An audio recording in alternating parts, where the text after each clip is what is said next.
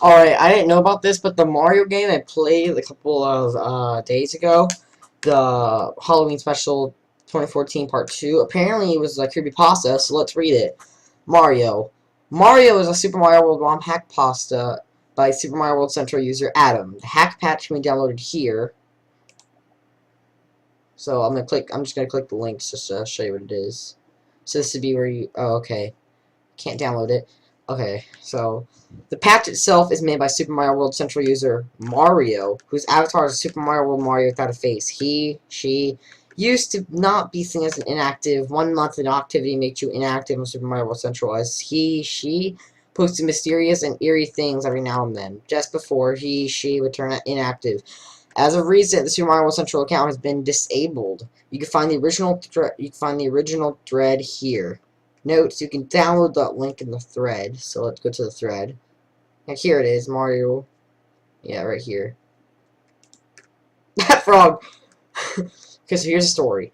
No, this is a true story. Sometimes I was going through my mind as I was playing this that I had no idea I was able to be bullshit the way I was when I played this, and I can say by far the creepiest hack I've played. If you were on IRC, you would have heard me talking about it as well. But anyways, it's late at night and I don't have a lot of time and I need to get sleep, so this is all I have time for. So it all happened on tonight of all night. I was bored, obviously contemplating what I thought I could do to waste time as I chatted with people in Super Mario World Central chat. We had good times and shared a few laughs together. Out of boredom, I decided to patrol the hacks waiting to be monitored section. Seems that we had quite a bit, 33 if I recall correctly. The first few hacks I saw when I stored them my date were a couple really horrible ones with bad screenshots to boot. Naturally showed these hacks centralities currently on Super Mario World Central. We were laughing at how bad some of them were, but then I got a hack called Mario. Just that, nothing more, nothing less. The description seemed quite odd, as if some Japanese hacker was trying to translate the original plot of Super Mario World into English and failed horribly. I showed this to Kirian, and he started laughing at the description. It reads as follows. As you play the role of Super Mario Plumber, verify that you're a beautiful Purenseto Zutaru again. Bowser kidnapped the evil king. It is your job to save her. This hack includes 6 levels of very long.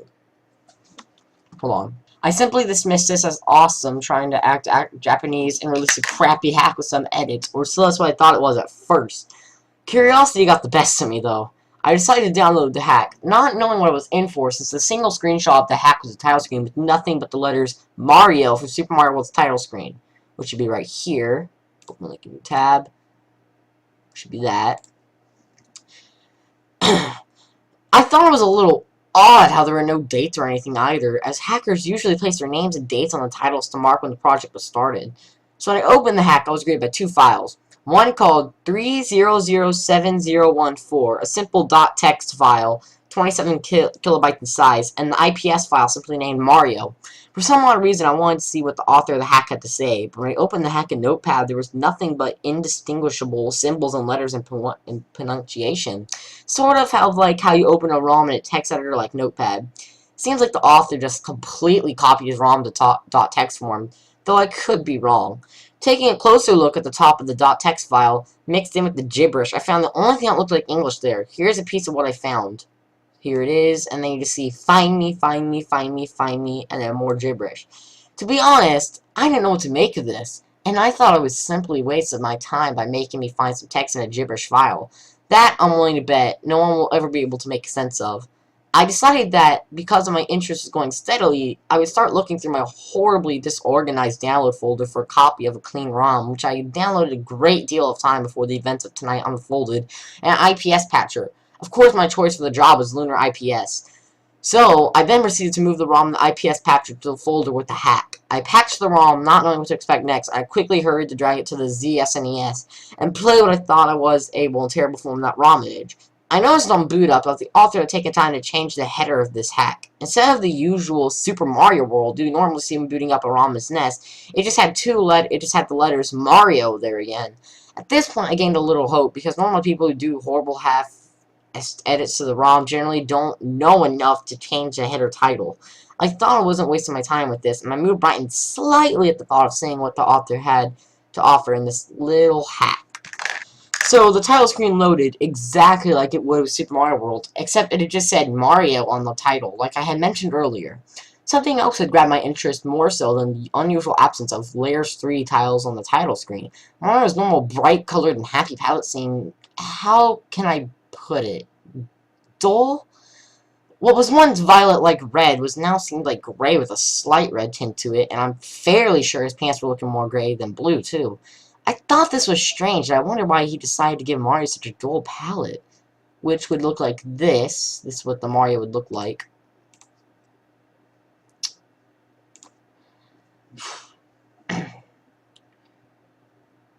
Okay. Regardless as to what his intentions were, I felt that something was wrong. Not in the sense that the palette was slightly bad, but that the hack was empty, like something had happened. Upon pressing start and selecting new file, like a lot of other countless Mario hacks I have played in the past, there was some sort of intro screen that basically described the entity of the plot in a short paragraph, just small enough to fit into a small black box. I began reading, and for the most part, the message stayed the same. But there was one key factor that made this interesting. Apparently, the main antagonist of the attack wasn't Bowser at all. It was Mario? The message read as followed. What the? This wasn't the original message from Super Mario World, I thought to myself. Normally I wouldn't think anything of this, seeing as how, over my nearly 2 years of Super Mario World Central, I have played countless hacks and seen many different intro messages. But this one really stuck out. At this point, I definitely knew there was something odd about this hack.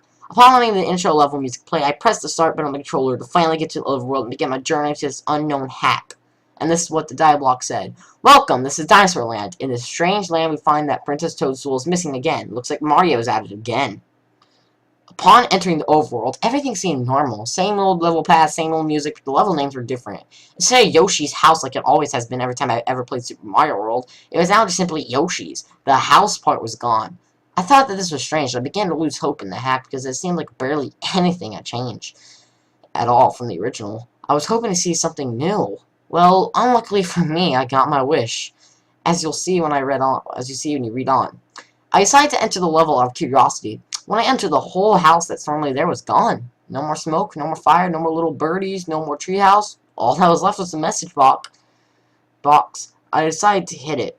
Upon opening, the message I expected to be there was a place with somewhat like a binary code. Apparently it says notepad.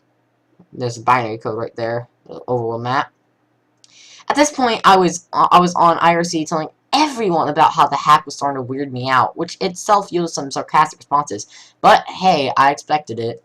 Anyways, after this, my interest level in the hack skyrocketed, and along with my paranoia, oh boy was I in for a fun surprise. So I decided to head left. Upon reaching what was before known as Yoshi's Island 1, the level is now labeled Never Come Back. Now I thought things were going to be all Kaizo Death Trap, because generally that is what people name their levels in Kaizo hacks to make sure the player doesn't go there. To my surprise, it wasn't quite that way. Though I wish it had been. Upon entering level 105, I was greeted by the insanely loud clown car noise that Bowser's flying vehicle makes right before Peach falls out.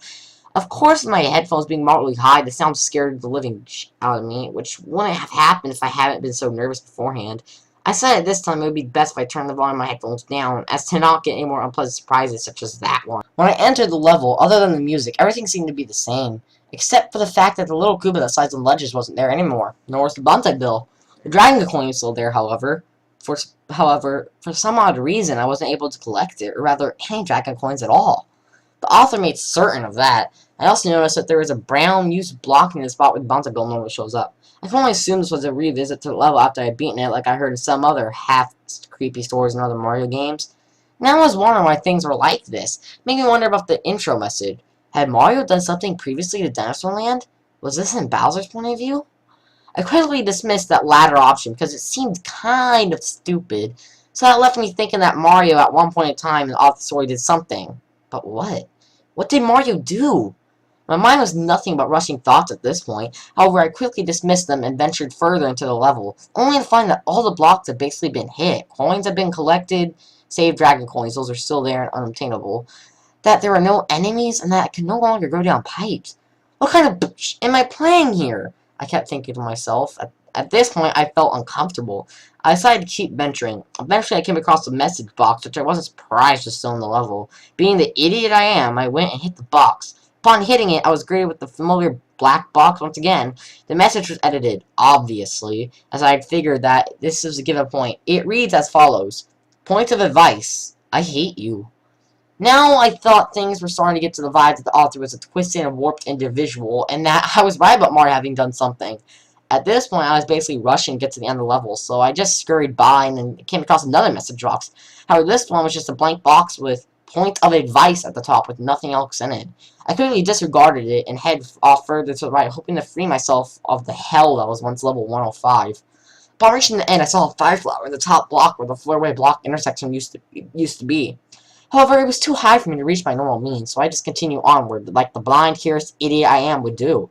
So I finally beat the level, and the usual path to the Yellow Switch Palace was unlocked. I decided to head up to the path that normally leads to the Yellow Switch Palace, and I found that when I entered the main overworld, every other landmass and decoration besides the ghost from the haunted house and Yoshi's Island itself were gone. Nothing really changed at the Yellow Switch Palace except for the Switch message.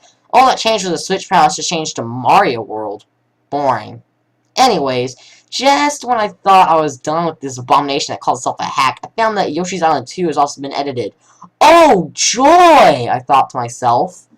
Upon reaching Yoshi's Island 2, I found that it had been renamed to Yoshi's House, the original name of level 104.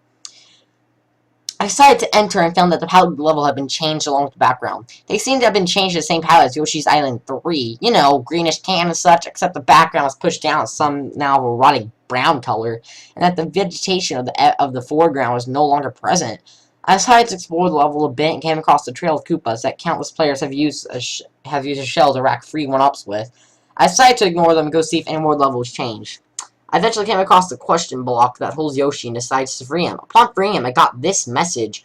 Hooray! Thank you for rescuing me. My name is Yoshi. On my way to rescue my friends, Mario trapped me in that egg.